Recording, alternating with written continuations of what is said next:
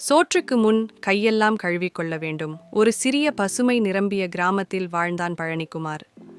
அவன் பசுமையான தோட்டத்தில் பயிர்களை வளர்த்து மகிழ்ந்து வந்தான். ஒருநாள் பெரிய சந்தையில் பருப்பு சாகுபடி செய்ய வேண்டும் என விரும்பி கடன் வாங்க சென்றான். உற்சாகத்துடன் திட்டமிட்டு பணம் பெற்றான். ஆனால் பருப்பு சாகுபடிக்கு பின்னர் பல சிக்கல்கள் எழுந்தன. மழை இல்லை, பூச்சிகள் தொல்லை செய்தன, பயிர்கள் கருகத் தொடங்கின. அவனது முயற்சி தோல்வியில் முடிந்தது. கடன் சுமை பெருகியது. பழனிக்குமார் கவலையில் மூழ்கினான்.